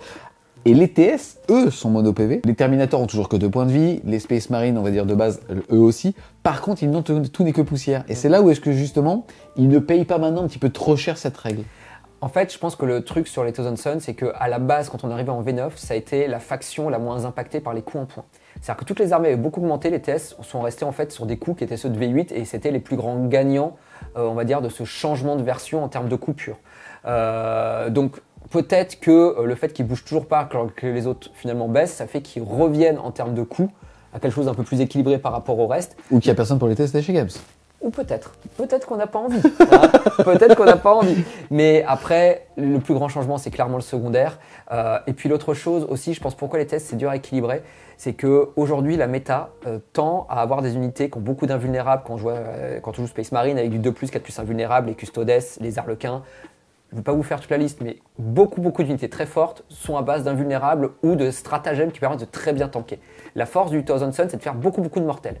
Et donc, qui contre finalement ce qui est fort dans la méta actuelle. Et je pense que si on arrive sur des armées qui sont capables de faire beaucoup de mortels pour pas cher, on casse finalement ce qui devient fort. C'est-à-dire que le transhuman qu'on voit chez Space Marine qui fait que c'est très fort et tous les boucliers de tempête qu'on voit chez Space Marine qui fait que c'est très fort, bah quelque part, ça lui sert plus à rien face à ça. Donc est-ce que c'est aussi la volonté de pas mettre en avant des armées qui ont une capacité à faire beaucoup de mortels et les faire pas, trop peu cher pour que finalement le jeu c'est je smite et puis toi tu peux plus rien faire comme on a pu connaître en tout début de V8, c'était un peu un jeu indigeste. Est-ce que ça vient de là? C'est très difficile à savoir, mais en tout cas c'est vrai qu'en tout cas sur les points aujourd'hui, clairement sur cette fac, le TS il gagne pas grand chose. Yes, ça va nous permettre de sortir un petit peu du chaos pour aller justement chez les Xenos. On va commencer par une faction qui va être assez rapide à traiter, c'est le Necron. C'est rigolo parce que tout à l'heure on parlait justement des objectifs secondaires, de jouer en deuxième et ainsi de suite. Le Necron qui fait partie des seuls premiers codex qu'on a avec cette V9, qui a un objectif secondaire qui est très très fort, qui lui permet de marquer 2 points par quart de table que l'adversaire n'occupe pas. Et ça se marque à la fin de son tour et pas au début de sa phase de commandement. Ce qui en fait donc déjà un favori au sein justement de la façon dont on va marquer des points facilement au sein de cette V9. Ici en l'occurrence, pas grand chose à dire, si ce n'est que le réanimateur a perdu 30 points. Vous savez, c'est la grosse figurine qui était dans la boîte Indomitus, qui n'était juste pas jouée. Et par contre, rééquilibrage au sein d'Ectan, ça fait beaucoup de bruit en ce moment chez Ectan, mes amis, puisque le Nightbringer, c'est-à-dire le Nick trop fort, a pris 20 points, alors que les autres n'ont pas bougé. Je pense que tu viens de le dire, le Nick trop fort, il a fait peur, il a fait beaucoup parler, il a fait couler beaucoup d'encre. Moi, j'étais plus un défenseur de cette unité-là parce que je ne pense pas que cette V9 soit parce que c'est le parrain de ton gamin. Déjà, il me ressemble. Il est chaud. Non, mais parce que je ne pense pas que cette V9 tourne autour des unités très fortes, puisque c'est beaucoup d'objectifs à prendre, à défendre, ainsi de suite, et que en fait, ça tourne plus sur un jeu avec du MSU ou de l'infanterie. C'est plutôt ça qui est fort aujourd'hui dans le jeu. Et cette unité qui était très forte, trop forte, certains diront. En fait, je pense qu'elle est no-brain, mais tu peux la contrer. Oui, voilà. Et je pense qu'elle était un peu nécessaire dans un méta qui permettait d'avoir, pareil, beaucoup de mortels finalement autour de soi, qui était un super contre au Space Marine qui n'aime pas du tout la mortelle, au Custodes qui n'aime pas la mortelle, à l'Arlequin qui n'aime pas la mortelle. Et je trouve que cette unité-là, globalement, était un épouvantail sur des gros codex et je trouvais intéressante pour ça. Et je ne pense pas objectivement que c'est ça qui a cassé la méta et qu'on voyait du Necron partout avec cette unité partout. Donc Games Workshop en tout cas estime que c'est trop cher, notamment comparé au reste. Je pense qu'ils ont raison, que c'était le meilleur et que globalement, tous ceux qui jouent un Ctan, au bout d'un moment, de façon optimisée un peu, prenaient celui-là. Ou peut-être le Dissaber pour pouvoir se redéployer, mais bon, ça se joue. Peut-être que justement maintenant il va y avoir ce choix de redéploiement. Exactement, donc il le monte, pourquoi pas. Maintenant moi je suis pas ultra fan de ça parce que je trouvais que c'était bien d'avoir une unité forte et qui donnait envie de la prendre au bout d'un moment plutôt que faire des spams peut-être de gros pâtés de Garen Necron qui sont immortels. On va quand même noter encore une fois, ils ont un objectif secondaire qui est très fort et à côté de ça, ils vont peut-être être moins sujets au fait de justement de pouvoir spam les véhicules puisque les véhicules Necron sont quand même assez forts. Donc globalement, le Necron continue de bien s'en tirer, même si par rapport aux autres, je pense que c'est un up global alors que lui reste au niveau. On passe ensuite aux Eldar où là pour le coup, déjà on n'a pas arrêté d'en parler, mais c'est quasiment que des bonnes nouvelles. On a un nerf au niveau justement des coups en points qu'on va avoir sur les objectifs secondaires quand on va tuer des piqueurs. On va passer de 5 points à 3 points. Alors que là, on va avoir envie de jouer des Warlocks, des Farseers et ainsi de suite. On va aussi avoir le fait que on va pouvoir spammer les véhicules. On pense aux petits marcheurs, je peux dire, on pense pas trop Viper parce que c'est un petit peu les speeders des Xenos.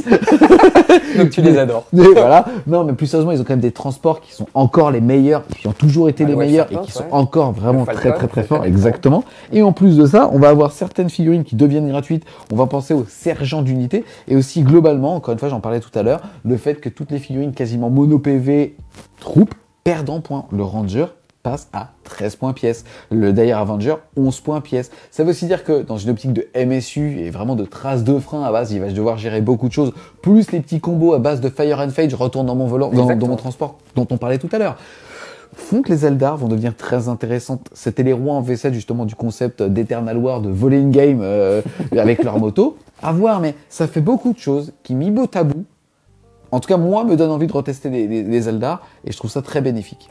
Moi, je pense que tu as parfaitement résumé les choses. Ils ont ce stratagème de redéploiement et on a bien compris que ce stratagème-là, aujourd'hui, avec le fait qu'on est forcé de jouer le T1 contre un GD, c'est très bon.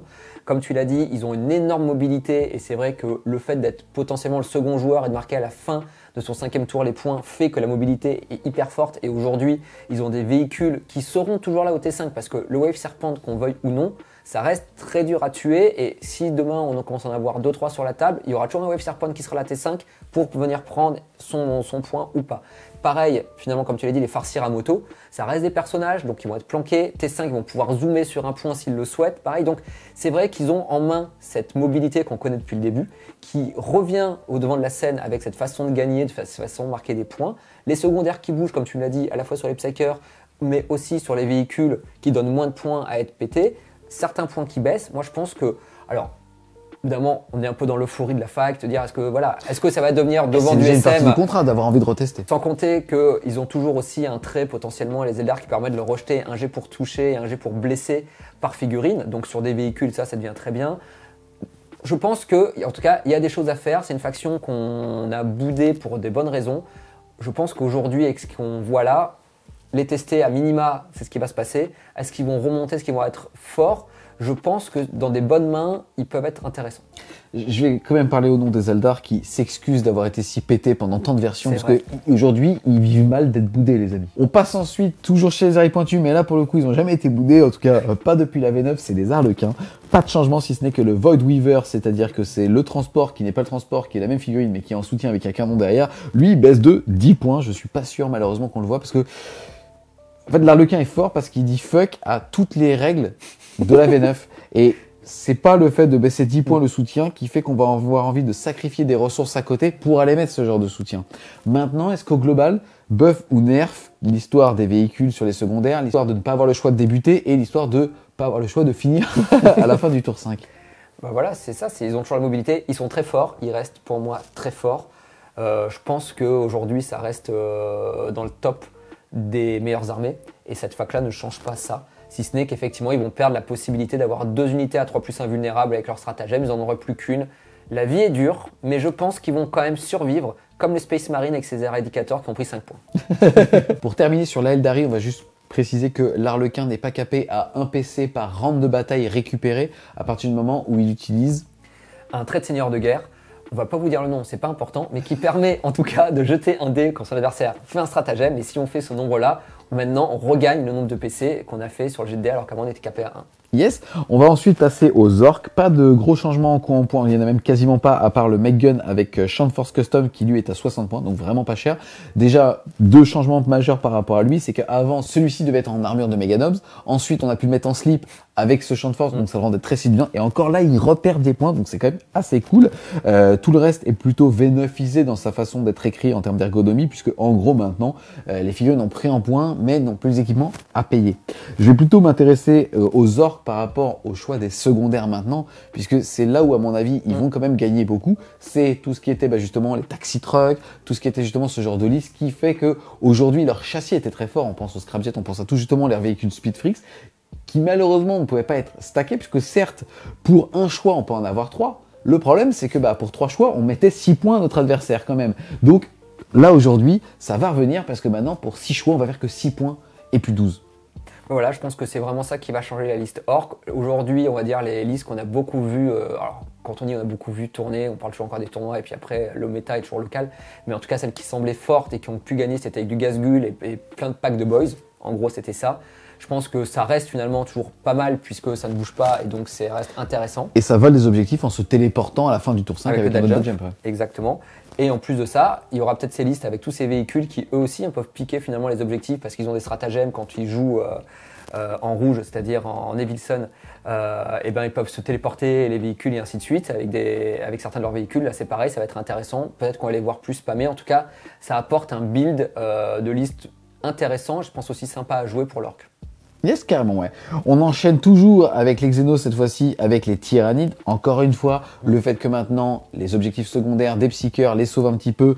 Pareil pour justement pour les monstres. Puisqu'en fait, en gros, les listes gros nids, c'est-à-dire qu'avec des gros monstres, avaient été boudées, alors que ça faisait partie des seules armées qui avaient cette option de jeu que d'avoir très peu de figurines, comme des Zika finalement, mais avec que des gros monstres. Quand même quasiment que des buffs d'un côté, puisque les guerriers, eux, passent de 21 à 17 points. Les Hiveguard passent de 40 à 30. Les ailes du tyran sont diminués de 15 points, ce qui est complètement justifié parce que ça reste un mec qui a que 4 attaques, c'est-à-dire autant qu'un intercessor.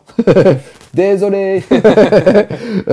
Et ensuite pas mal justement de choix d'options comme ça, puisque par exemple les Thermagons sont passés de 9 à 7 et ainsi de suite, ce qui en fait vraiment Enfin, ce qui va permettre vraiment pour moi de franchir le cap, on va dire, des 15% de figurines en plus quand on joue de la masse. Et c'est là où c'est à tester, c'est super intéressant. Bah, en fait, c'est ça. Moi, je trouve le plus intéressant, mais je trouve le plus intéressant pour moi, parce que j'aime bien ce type de liste, c'est ce que tu disais, ce qu'on appelle le gros need, avec la capacité de jouer plein de gros monstres et tout ça. Le fait que les secondaires changent, on va avoir envie de le faire. Le fait que nos gros monstres psychers soient moins pénalisés, bah, du coup, ça donne envie de les sortir. Donc, je pense que ce type de liste-là, qui est à la fois belle visuellement, qui est aussi, je pense, super sympa à jouer quand on joue Tyrannide, bah, on va les voir ressortir. Quant à la marée Tyrannide qu'on connaissait, pourquoi pas, qui marchait déjà un peu, hein. Je veux dire, il y a beaucoup de listes qui jouaient là-dessus. En fait, c'était des listes qui gagnaient pas beaucoup, mais qui perdaient de très peu. Oui, mais c'est vrai, mais qui, du coup, aussi, avec ce fameux T5 qui va changer, sera certainement intéressant, puisque c'est pareil, hein, le Tyrannide, ça fait partie des armées qui ont des moyens de projeter des unités très rapidement sur quasiment toute la table. Donc ça leur redonne de la valeur. Maintenant, à voir est-ce que ça va leur suffire pour remonter et refaire partie de ces factions qu'on va voir tout en haut. C'est encore difficile de le dire, mais en tout cas, c'est des bons ups. On l'enchaîne ensuite avec le culte de Genestealer, qui malheureusement est complètement boudé aussi, puisque, encore une fois, c'était des armées qui avaient été dessinées dans un style de jeu où c'était très PC-fort, et la façon d'obtenir justement ces points de commandement nous permettait de monter entre 15 et 18, voire 21 en l'occurrence, pour ce codex, ce qui fait qu'il avait des synergies qui coûtaient énormément de PC, qui montaient parfois à 5 PC, mais qui vous assuraient quasiment à coup sûr de sortir un avion ou ce genre de choses. Le problème, c'est qu'aujourd'hui, on est capé à 12 PC, qu'au contraire, on ne peut plus mixer les différents détachements parce que sinon, on va avoir encore moins de PC. Et là, on était quand même sur des coûts en points qui étaient assez élevés. Là, il y a un effort qui est fait, mais qui, encore une fois, est inférieur à 10%, ce qui ne va clairement pas suffire. On va aussi avoir justement des petites augmentations en coûts en points. On va passer aux Brood Brothers qui, eux, vont prendre 1 point pour monter à 6 points par modèle. C'est vrai que en dessous de ça, ça te permet trop d'abus, on va dire, sur le spam, ou pour pas grand chose, t'as 60 figurines sur la table, qui rend le PV encore une fois cohérent. Le problème, c'est tout ce qui va à côté. Même si, encore une fois, tout comme la garde imp, certains châssis ont baissé, ça va pas suffire. En tout cas, à tester, je dirais plus que c'est le fait de marquer à la fin du T5 qui fait que justement, avec les blips, tu vas pouvoir te rebarrer, qui peut-être peut te faire marquer au moins 10 points dans une game. Non, mais effectivement, ils ont ce stratagème qui permet de retourner dans les ombres et donc de pouvoir être refait à la fin de sa phase de mouvement. Donc, du coup, au T5, de pouvoir se redéployer sur les points. Et ça, c'est ce qui était bon aussi chez les en V8 qu'on va retrouver en V9. Après, c'est vrai que, comme tu le dis, c'est un codex qui a été pensé vraiment dans ses mécanismes comme la V8. Et la V9 l'handicape beaucoup trop. C'est une vraie déception, excuse-moi, mais en fait, on voit des changements de secondaire, on voit des changements de comp, on voit des changements de mécanisme de jeu à base. T'étais une moto, on peut plus te réparer. Tu vois? Eh ben merde, baisser les stratas de 3 à 2. Honnêtement, enfin, tout le monde s'en foutra, et au moins, ils auront pas à attendre 15 ans un codex, et ils pourront jouer tout de suite. J'ai fait l'acquisition dernièrement du dernier codex hier. Ça va. C'est vrai. Et honnêtement, c'est pas attrayant. L'armée a un charisme de dingue. Et malheureusement, tu t'essouffles vite en termes de gameplay et de rejouabilité, et c'est super dommage de ne pas avoir fait un effort conséquent ici. En fait, surtout que des index, on va dire, qui sortent avant des codex, on l'a vu pour les SM. Ils nous ont fait ça pour le Blue Dungeon, ils ont fait ça juste avant que les codex sortent. Donc c'est vrai que peut-être on peut être un peu frustré quand on joue Xenos, qu'on joue Chaos, ou qu'on n'ait pas forcément ce type-là de traitement chez Games.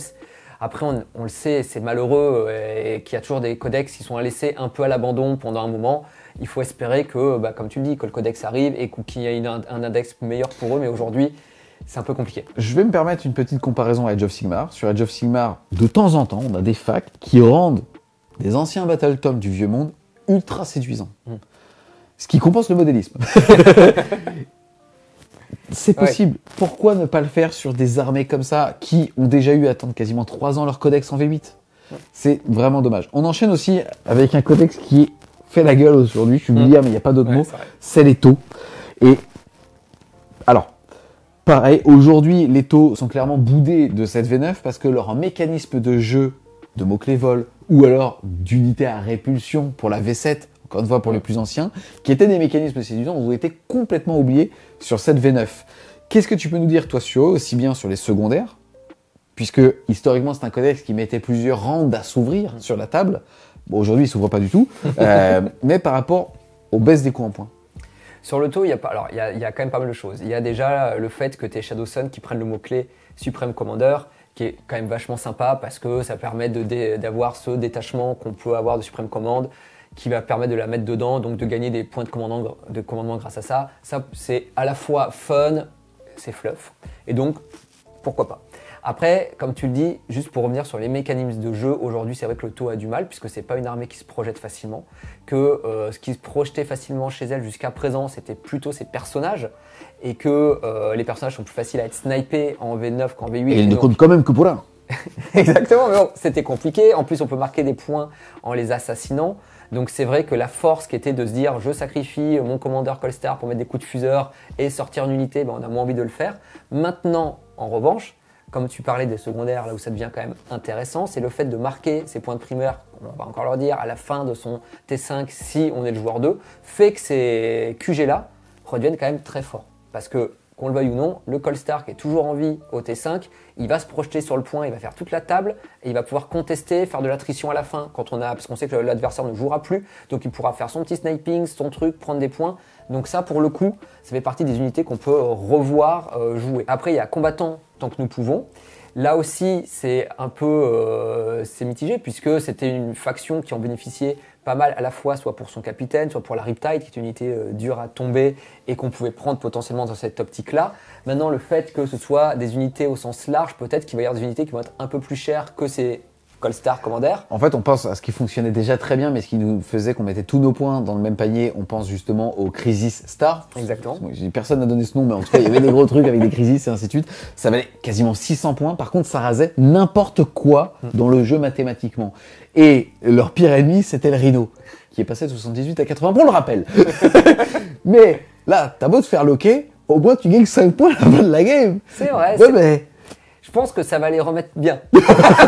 Non mais, on rigole, mais il va falloir niquer la dernière Crisis pour empêcher l'autre de marquer ça. Tu vas te dire dans une liste avec une Riptide, voire 2 Riptides et la Crisis Star, le mec a pas grand chose à côté, mais peut-être du MSU et ainsi de suite. Par contre, il va falloir les sortir ces 3 menaces et là, le taux, il s'assure 15 points. Voilà, après, c'est là où c'est toujours dur parce que là, pour moi, on est un peu dans du theory crafting sur, est-ce que ça marche pas? En tout cas, ce qui est sûr, c'est que l'auto, comme tu l'as dit, il est boudé parce que sur son ADN, sa façon d'être joué, il est encore très ancré V8 et donc il est sur ce côté château fort, je reste chez moi, je tue tout le monde au tir et puis avant, vu qu'on pouvait jouer en plus parfois jusqu'au T6 voire T7, en fin de partie, je me mets sur la table, je prends les points et je gagne comme ça. Aujourd'hui, il n'y a plus que 5 tours, ça n'a pas changé. La projection, il l'a quand même toujours pas beaucoup. Donc ça reste quand même difficile. Après, je pense qu'il y a toujours ces petits trucs, comme tu viens de le dire, de réfléchir à combattant tant que nous pouvons. Ce fait de pouvoir marquer ses points de primaire quand on est second et donc de pouvoir voler des points à la fin, ou le taux, il peut quand même toujours le faire.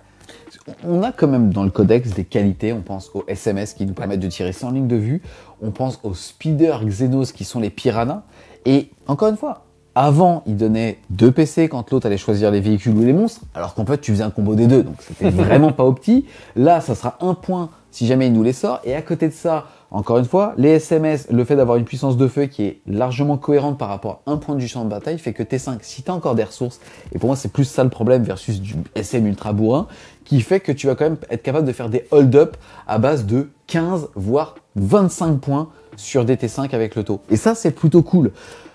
Maintenant, c'est vraiment en le caressant dans le sens du poil versus d'autres codex qui arriveront, eux, à être violents de façon native.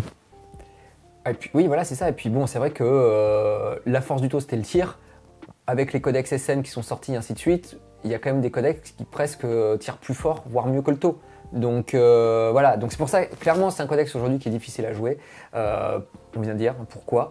Maintenant, il y a des petites choses qui sont sorties. Il y a aussi, en côté un peu fun, le fait que quand on voulait jouer les 8 dans l'enclave Farsight, maintenant, si on les joue et qu'on les prend dans le détachement, les 3 points de commandement que ça nous coûte nous sont redonnés. Donc si on veut jouer un détachement à 1250 points, on peut. C'est qu'en rigolant, on va se mettre tous les jours toi à dos. Mais il y en a ils sont plus deux, ils ont reroll Space Marine. Avec leurs petits doigts. Il y en a plus. C'est des pauvres, ils sont toujours stylés. Je vais gagner une game depuis 2019.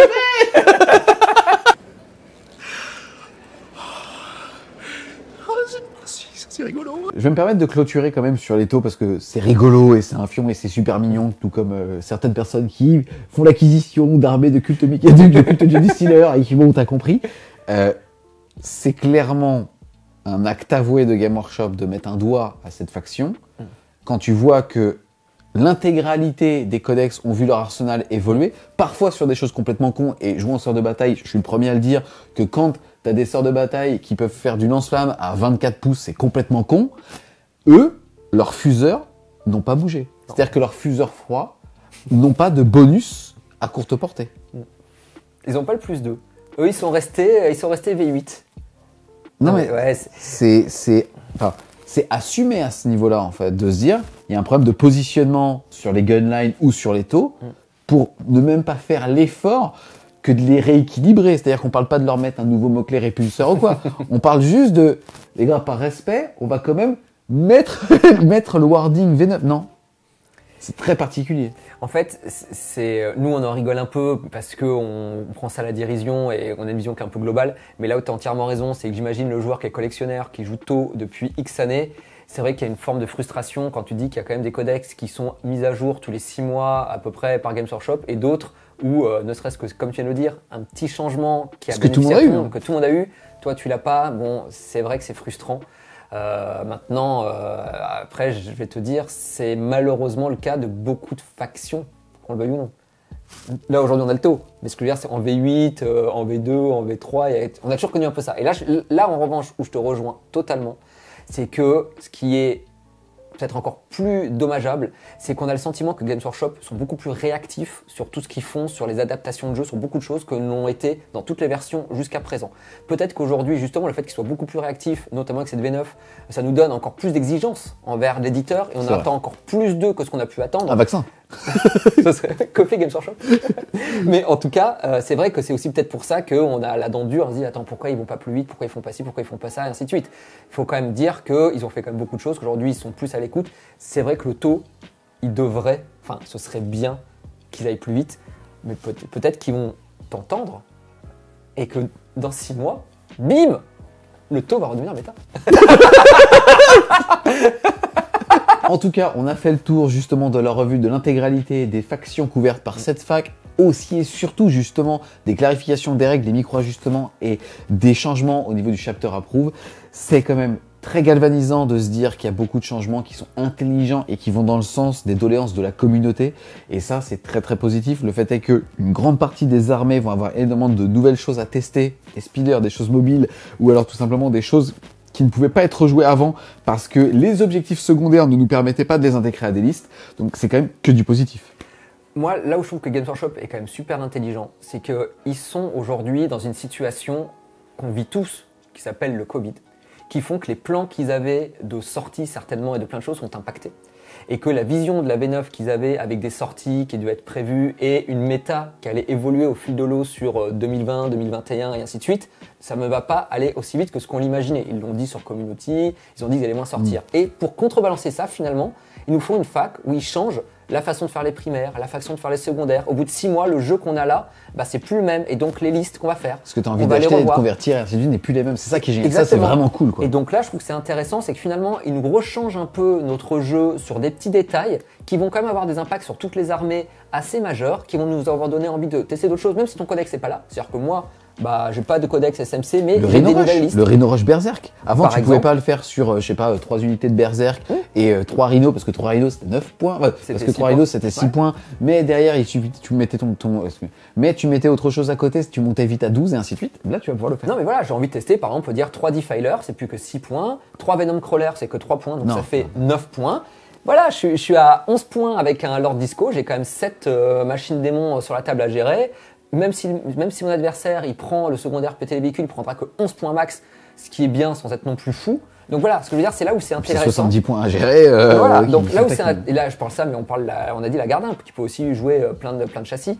Donc c'est là où je trouve qu'ils sont intelligents. C'est que finalement, cette méta qui normalement évolue avec les codex, comme on a pu connaître en début de V8, où il y avait des codex qui sortaient tout le temps et que du coup, on n'arrive même plus à la suivre parce qu'on savait même plus ce qui sortait, on n'arrive même plus à se dire est-ce que ça c'est fort, pas fort. Là, pour le coup, on sait ce qui est fort. Je pense qu'on le voit bien. Ça avance moins vite sur les codex, mais par contre, ils ont l'intelligence de dire ok, sur les codex, peut-être qu'on ne va pas sortir comme avant, mais on va vous donner un peu à attendre et puis du grain à moudre avec des nouvelles règles, des nouvelles façons de jouer, et ainsi de suite.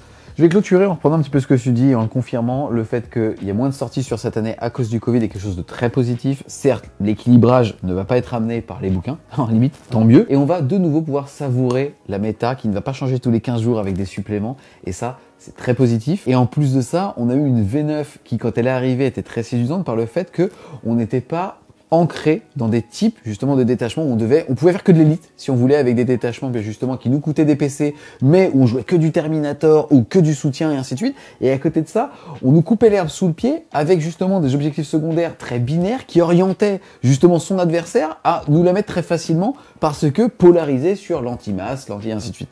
Or là, on va de nouveau pouvoir faire des listes qui sont et fluff et fortes et donc esthétiques et sans pour autant trop impacter la façon de jouer adverse, et ça c'est très positif.